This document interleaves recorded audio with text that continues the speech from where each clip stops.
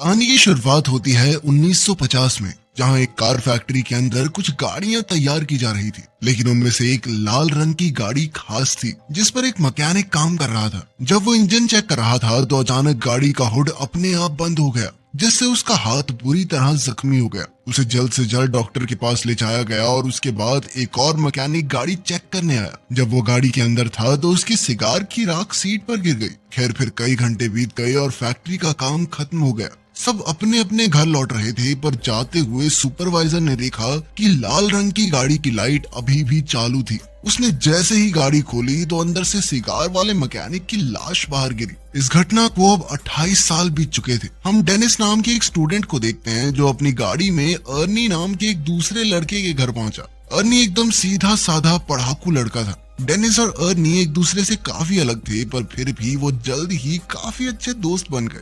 आज उनके स्कूल का पहला दिन था। स्कूल पहुंचकर उन्होंने अपने लॉकर से नई किताबें निकाली। तभी उनकी नजर ली नाम की एक नई लड़की पर पड़ी, जिसकी खूबसूरती ने स्कूल के सभी लड़कों को दीवाना कर दिया था। बाद में जब डेनिस और अर्नी घर लौट रहे थे तो अर्नी को अचानक एक घर के बाहर एक गाड़ी दिखाई दी, तो उसने डेनिस को तुरंत रुकने को कहा। उन्होंने जब पास जाकर देखा तो वो एक लाल रंग की क्लासिक कार थी। ये वही फैक्ट्री वाली कार थी जिसे हमने कहानी की शुरुआत में देखा था, पर अब इसकी हालत बिल्कुल खटारा हो चुकी थी। लेकिन अर्नी को इससे कोई फर्क नहीं पड़ा और वो उसी पल गाड़ी का दीवाना हो गया। तभी गाड़ी का मालिक जॉर्ज वहां आया और उसने कहा कि इस गाड़ी का नाम क्रिस्टीन है और ये उसके भाई की कार है, जिसकी कुछ हफ्तों पहले ही मौत हो गई। दरअसल जॉर्ज जल्द से जल्द इस गाड़ी से छुटकारा पाना चाहता था, इसीलिए वो इसे सिर्फ $250 में बेचने को तैयार हो गया। डेनिस ने अर्नी को सलाह दी कि इतनी खटारा गाड़ी पे पैसे क्यों लगा रहा है भाई, कोई दूसरी ले लियो। मगर अर्नी ने बिना सोचे समझे उसी वक्त गाड़ी खरीद ली।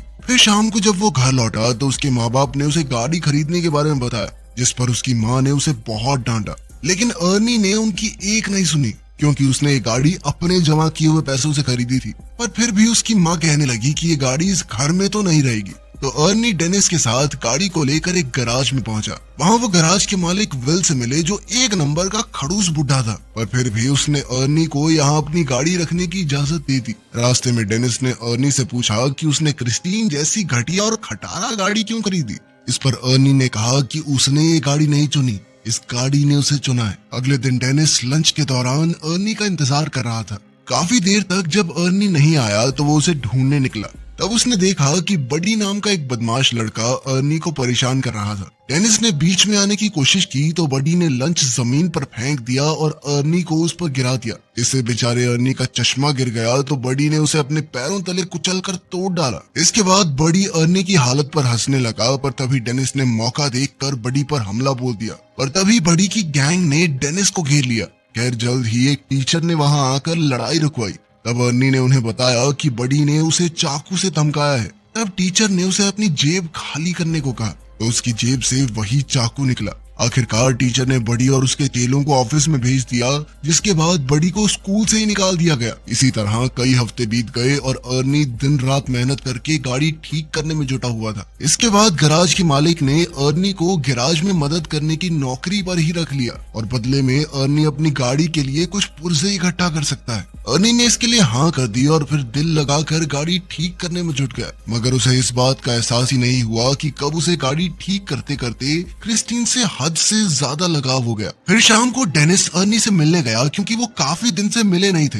लेकिन उसने देखा कि अर्नी पहले से बहुत ज्यादा बदल चुका था। वो बिना चश्मे के स्टाइलिश कपड़े पहनकर राउडी की तरह चल रहा था। वो ज्यादा देर डेनिस से बात करने के लिए भी नहीं रुका और गैराज में काम करने चला गया। उसकी माँ ने उसे रोकने की कोशिश की, पर आर्नी उन्हें नजरअंदाज करके चला गया। फिर उसकी माँ ने डेनिस से कहा कि वो आर्नी और उसकी नई गाड़ी की वजह से काफी परेशान है, क्योंकि उन्हें पता चला था कि गाड़ी के पिछले मालिक की गाड़ी के अंदर ही दम घुटने से मौत हो गई थी। ये सुनकर डेनिस जॉर्ज से मिलने पहुंचा तो जॉर्ज ने उसे अपने भाई की कहानी सुनाई। उसने बताया कि जब उसके भाई ने क्रिस्टीन को खरीदा था तो वो पूरी तरह उसका दीवाना हो गया था। इसी गाड़ी में उसकी पत्नी और बेटी ने भी अपनी जान गंवाई थी और फिर उसके भाई की मौत के बाद ये गाड़ी न जाने कैसे खुद ब खुद जॉर्ज के घर के बाहर आकर खड़ी हो गई। ये सुनकर तो डेनिस और भी घबरा गया। खैर, शाम को वो दोबारा से गैराज में गाड़ी देखने पहुंचा। उसने गाड़ी खोलने की कोशिश की, पर जैसे ही उसने हैंडल खींचा तो रेडियो अपने आप शुरू हो गया और डेनिस उसी समय डर कर भाग निकला। फिर अगली सुबह डेनिस स्कूल स्टेडियम में था क्योंकि आज उनका फुटबॉल मैच था। डेनिस एक खास गोल मारने के बारे में सोच रहा था कि अचानक उसने अर्नी को वहां आते देखा। उसकी गाड़ी क्रिस्टीन एकदम टिप टॉप हो गई थी, जिसे देखकर बडी और उसके दोस्त भी हैरान रह गए। उधर ली भी गाड़ी से बाहर आई और उसने सबके सामने अर्नी को चूम लिया। ये देखकर डेनिस को थोड़ा गुस्सा आया और मुकाबले से उसका थोड़ा ध्यान भी हट गया। इसी मौके का फायदा उठाकर विरोधी प्लेयर्स ने उसे धक्का देकर बॉल छीन ली। इस धक्के से डेनिस इतनी जोर से जमीन पर गिरा कि वो तुरंत ही बेहोश हो गया और उसे बहुत गहरी चोट भी आई।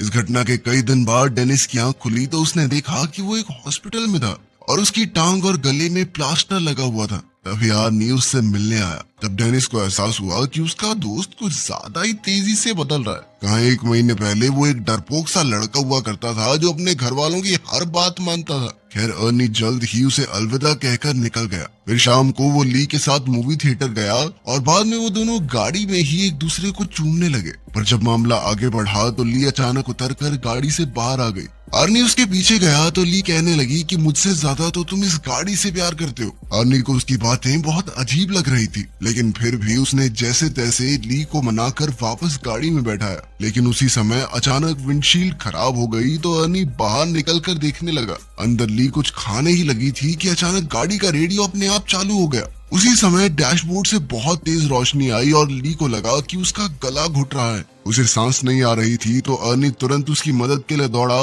मगर गाड़ी अंदर से लॉक हो चुकी थी। अर्नी बेहद परेशान होकर बाहर से गाड़ी खोलने की कोशिश करता रहा, पर कोई फायदा नहीं हुआ। इधर ली दम घुटने से मरने ही वाली थी कि ऐन वक्त पर वो अंदर से दरवाजा खोलने में कामयाब रही और तभी साथ खड़े एक आदमी ने जैसे तैसे उसे खींचकर बाहर निकाला। ये देखकर अर्नी ने गुस्से में उस पर हमला कर दिया, पर वो तो सिर्फ ली के गले में फंसा हुआ खाना निकाल रहा था। आखिरकार मामला शांत हुआ और अर्नी ली को घर वापस छोड़ आया। ली गाड़ी से निकलते ही घर में घुस गई और उसने कहा कि वो अर्नी से कोई बात नहीं करना चाहती। अर्नी ने उससे माफी मांगने की कोशिश की, पर ली के दिमाग में छप चुका था कि इस गाड़ी ने मुझे मारने की कोशिश की है। और तो और उसे लगता था कि क्रिस्टीन उससे जलती है, क्योंकि जब भी वो गाड़ी में इकट्ठे होते हैं तो कुछ न कुछ गड़बड़ हो जाती है। ये सब सुनकर अर्नी को लगा कि ली के दिमाग को धक्का लगा है, इसलिए उसने कहा कि वो कल बात करेंगे। फिर अर्नी वापस गाड़ी में बैठा, मगर गाड़ी चालू ही नहीं हो रही थी। तब उसने क्रिस्टीन से बात करते हुए कहा कि आज ली के साथ जो भी हुआ उससे कोई फर्क नहीं पड़ता, क्योंकि वो क्रिस्टीन से हमेशा उतना ही प्यार करता रहेगा। इसके बाद उसने चाबी घुमाई तो गाड़ी तुरंत ही चालू हो गई। अब वो सीधा गैराज पहुंचा और क्रिस्टीन को वहीं छोड़कर घर वापस चला गया। और तभी उसके पीछे से बडी और उसके दोस्त गैराज में घुस गए। उन सबके पास तरह तरह के हथियार थे और देखते ही देखते उन्होंने पूरी गाड़ी तबाह कर दी। फिर अगले दिन अर्नी ने ली को जैसे तैसे मना ही लिया और फिर वो दोनों गैराज में आए ताकि अर्नी गाड़ी से अपना वॉलेट निकाल सके। मगर जैसे ही वो अंदर गए तो क्रिस्टीन को तहस नहस देखकर अर्नी को बहुत बड़ा धक्का लगा। ली ने हैरान होकर पूछा कि ये किसने किया, मगर अर्नी अचानक बिना बात के उस पर चिल्ला पड़ा और उसने ली को दूर चले जाने को कहा। बाद में अर्नी ने अपने माँ बाप को इस बारे में बताया तो उन्होंने अर्नी को शांत करते हुए कहा कि वो उसे नई गाड़ी दिलवा देंगे। पर इससे अर्नी को और ज्यादा गुस्सा आ गया, क्योंकि वो जानता था कि ली की तरह उसके माँ बाप को भी क्रिस्टीन से नफरत है। और तो और उसने क्रिस्टीन की इस हालत का जिम्मेदार भी अपने माँ बाप को ही ठहराया, क्योंकि अगर वो उसे गाड़ी घर पर रखने की इजाजत दे देते तो आज वो सही सलामत होती। फिर वो उन्हें और भी बुरा भला कहकर अपने कमरे में जाने लगा, पर उसके पिता ने उसे पीछे से पकड़कर अपनी माँ से माफी मांगने को कहा। मगर अर्नी और भी बुरा भला बोलता ही जा रहा था तो उसके पिता ने उस पर हाथ उठा दिया, लेकिन अर्नी ने भी वापस हमला किया और चुपचाप घर से बाहर आ गया। वो सीधा क्रिस्टीन के पास पहुंचा और एक बार फिर से एक एक पुर्जा जोड़कर उसे ठीक करने का फैसला किया।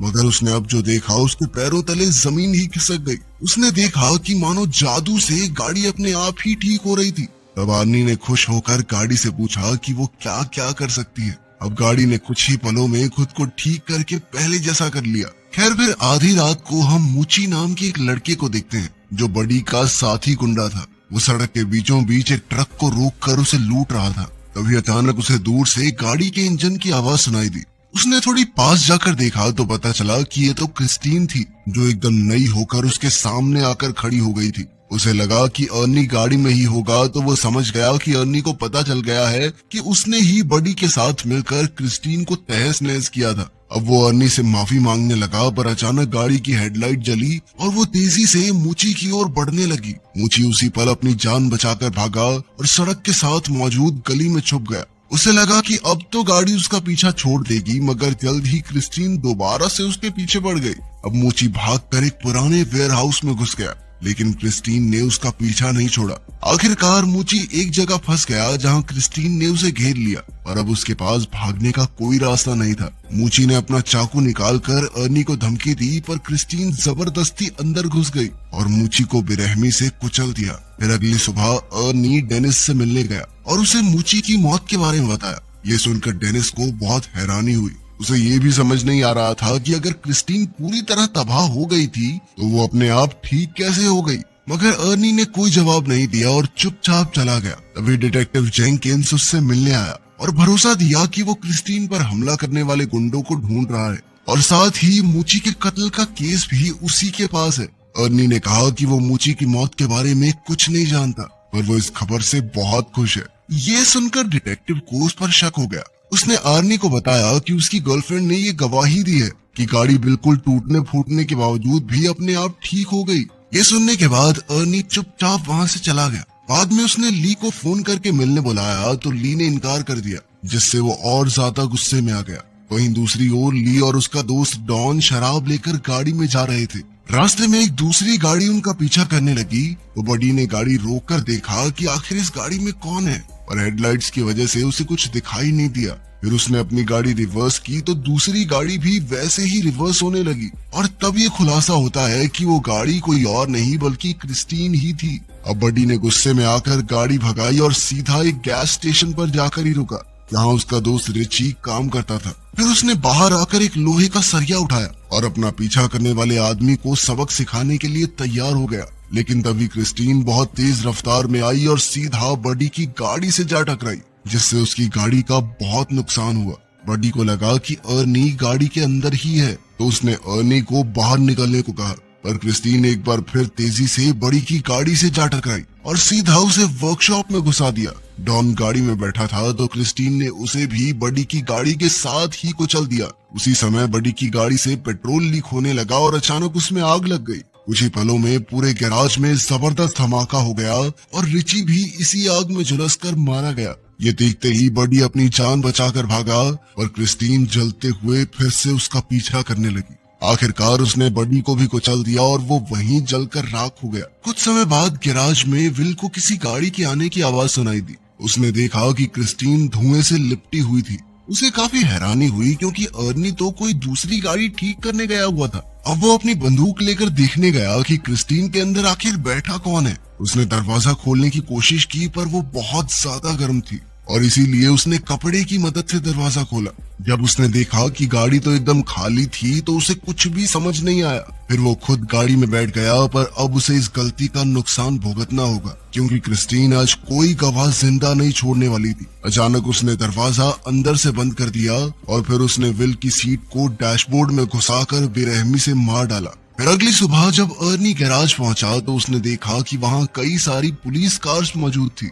वहाँ वो डिटेक्टिव जेंकिंस से मिला तो पता चला कि क्रिस्टीन में गैराज के मालिक विल की लाश मिली है। इस पर अर्नी कहने लगा कि वो नहीं जानता ये सब कैसे हुआ, और उसका दिल जानता था कि इसके पीछे क्रिस्टीन का ही हाथ है क्योंकि वो एक बार फिर से चमचमाती हुई अपनी जगह पर खड़ी थी। उधर डेनिस हॉस्पिटल से घर लौटा तो ली ने उसे फोन करके कहा कि वो उससे मिलना चाहती है। ली ने कहा कि उसे लगता है कि क्रिस्टीन ने अर्नी को अपने वश में कर लिया है और अब वो क्रिस्टीन की दीवानगी में पागल होकर कुछ भी उलझुल हरकतें कर रहा है। डेनिस ने कहा कि उसे यकीन है कि अर्नी खुद से कोई गलत काम नहीं कर सकता, लेकिन अगर क्रिस्टीन ने उसके दिमाग पर कब्जा कर लिया है तो उसे खत्म करना बहुत जरूरी है। इसके बाद ली अपने घर लौट आई और कुछ ही पलों में अर्नी क्रिस्टीन में बैठकर वहां आ पहुंचा। उसने डेनिस को ड्राइव पर चलने को कहा तो डेनिस नीचे आ गया।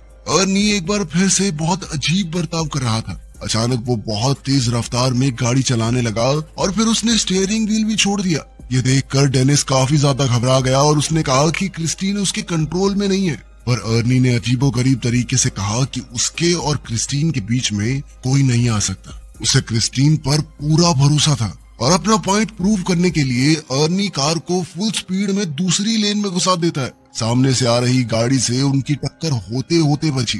अपने दोस्त को पागलपन की कगार पर देखकर अगले दिन डेनिस ने क्रिस्टीन के बोनट पर एक नोट गोद दिया, जिसमें उसने अर्नी को शाम को गैराज में मिलने के लिए बुलाया। शाम को डेनिस और ली वर्कशॉप में उसका इंतजार कर रहे थे, लेकिन अर्नी नहीं आया। तो वो दोनों पास खड़े एक एक्सकवेटर में बैठकर उसे वर्कशॉप के अंदर ले आए। उन्होंने तय किया कि ली ऑफिस में रहेगी और अर्नी के वहां जाते ही गेट को बंद कर लेगी, और इसी मौके का फायदा उठाकर ली बुलडोजर से क्रिस्टीन को तबाह कर देगा। जल्द ही प्लान के मुताबिक ली ऑफिस में चली गई, लेकिन वो ये नहीं जानते थे कि क्रिस्टीन वर्कशॉप में ही कचरे के बीच छुपी हुई है। फिर गाड़ी ने अपनी हेडलाइट्स ऑन की और ली को कुचलने के लिए आगे बढ़ी। ली ने जैसे तैसे हवा में लटकते हुए एक टायर को पकड़कर अपनी जान बचाई, लेकिन क्रिस्टीन ने भी हार नहीं मानी और दोबारा उस पर अटैक करने के लिए आगे बढ़ी। तभी डेनिस एक्सकवेटर का पंजा उसके सामने ले आया ताकि ली को कोई नुकसान न पहुंचे।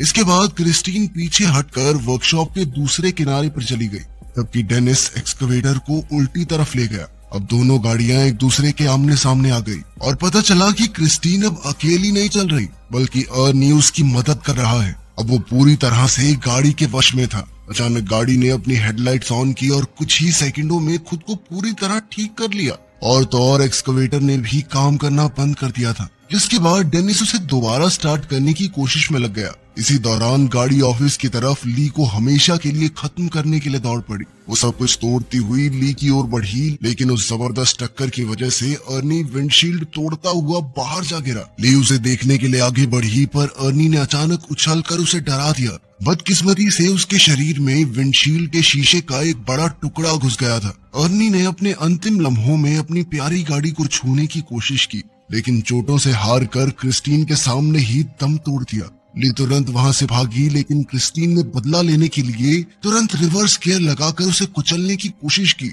लेकिन ऐन वक्त पर ली तो बच निकली और गाड़ी एक पिलर से टकराकर उसमें अटक गई। उधर डेनिस इस मौके का फायदा उठाते हुए एक्सकवेटर को दोबारा चालू करके क्रिस्टीन की तरफ बढ़ने लगा। उसने गाड़ी में जबरदस्त टक्कर दे मारी, लेकिन गाड़ी अब भी उसका सामना करते हुए बचने की कोशिश कर रही थी। क्रिस्टीन दोबारा से ली की तरफ बढ़ी, लेकिन डेनिस ने एक्सकवेटर के पंजे से उसे पीछे से कुचल दिया। इस हमले से उस पागल गाड़ी की ताकत थोड़ी कम हो गई। ली जल्दी से एक्सकवेटर में डेनिस के पास पहुंची, लेकिन उधर क्रिस्टीन फिर से एक्टिवेट होकर खुद को ठीक करने में लग गई थी। और इस बुरी शक्ति को हमेशा के लिए खत्म करने के लिए डेनिस ने बुलडोजर स्टार्ट करके क्रिस्टीन को पूरी तरह कुचल दिया। वो अभी भी बचने की कोशिश कर रही थी, लेकिन इस बार वो पूरी तरह तबाह हो गई। उनकी ये लड़ाई आखिरकार खत्म हो गई और अगले दिन डेनिस और ली जंकयार्ड में डिटेक्टिव जेंकिंस से मिले। वहां उन्होंने देखा कि क्रिस्टीन पूरी तरह से कबाड़ में बदल चुकी थी। आखिर में तीनों वहां से चले गए, लेकिन तभी हमने देखा कि क्रिस्टीन का एक छोटा सा टुकड़ा अपने आप हिलने लगा था, जिससे पक्का हो गया कि वो शैतानी गाड़ी अभी भी जिंदा थी।